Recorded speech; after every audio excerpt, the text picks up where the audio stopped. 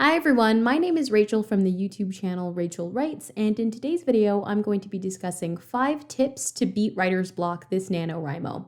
So my first tip is to read what you last wrote aloud before you draft. This is a great way to softly urge you back into the drafting mindset. That's because you have a chance to re-immerse yourself in the world of your story and the voice of your character. Narrating aloud creates momentum. By the time you complete a reading of what you previously wrote, you might feel an itch to jump back into the drafting process. This is also a literal opportunity to hear the voice of your characters. Reading aloud is a fantastic way to get to know your work more closely, as you get to hear the musicality of your writing come alive. This is something I've been doing for the last few years in my own writing process. I really enjoy it because not only is it super fun to voice my characters, I also feel fully immersed back into the story once I complete my reading. If you've never read your work out loud before, try it out and see if this works for you. So my next tip is to try a short writing sprint between 5 to 10 minutes long. A time constraint when drafting often helps us turn off our inner editor and focus just on drafting. This is so important when trying to hit a word count goal every day. I find that overthinking slows down my writing process quite a bit, so if that sounds like you, a writing sprint might be the way to go. If you don't know where to start in a writing sprint, write out your thoughts. Writing whatever comes to mind, even if it's just your own thoughts, will still exercise your writing muscle. Exercising your writing muscle might motivate you back into the drafting mindset. I also find that for me, it helps create momentum. So here's a bonus tip. Try a series of writing sprints. I find doing a burst of writing sprints is really helpful when I'm feeling stuck. Sometimes I sprint for 10 minutes and then I break for 3 minutes and then I go back and do another sprint for 10 minutes. I like to view sprints like these as a challenge. How many words can I write in this session? Can I beat my last word count? Usually by the time I'm finished my sprints, I've either hit my word count goal for the day or I'm ready to delve back into another writing session. So my next tip is to delve into backstory. Do you not know what to write? Are you feeling stuck? Writing a scene of backstory is a great way to spruce up a slow moment in your story. I find that writing backstory revitalizes my writing process because it allows me to imagine something that happened to my character in the past. This often creates fresh scenarios I hadn't necessarily thought about. Dipping into the fictive past also uncovers a new layer to your story. This is why I find that this tip almost always works for me when I'm stuck, because my character usually has hundreds of memories to pull on. I like to look around what I previously wrote. Is there an event in my character's past that could be explored based off what's currently happening to them in the fictive present? Delving into backstory is also a great way to develop your character's history. I also find it increases the depth of their characterization on the page. So my next tip is to read like a writer. If you feel stuck,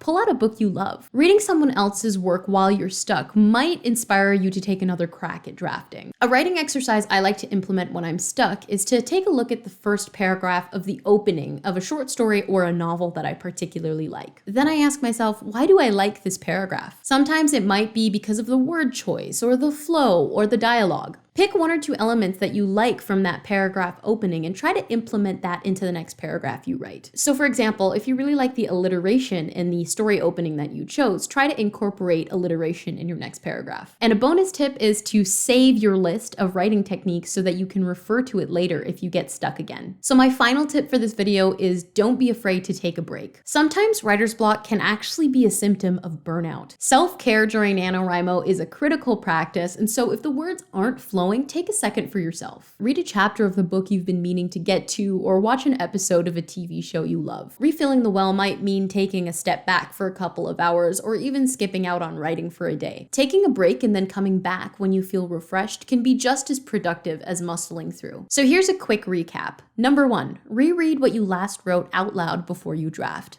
This is great for re-immersing yourself in your story's world and your character's voice. Number 2, try a short writing sprint between 5 to 10 minutes. This is great for turning off your inner editor and focusing only on the draft. It's also helpful for shifting you back into the writing mindset. Number 3, delve into backstory. This is great for unsticking your draft at a slow point. It's also helpful for developing your character's history. Number 4, read like a writer. This is great for invigorating your writing spark and exposing you to new writing techniques to try. Number 5, take a break. This is great for refilling your creative well and preventing burnout. So that's going to be 5 tips on how to beat writer's block this NaNoWriMo. I hope this video was helpful and good luck on your NaNoWriMo journey this month. Bye!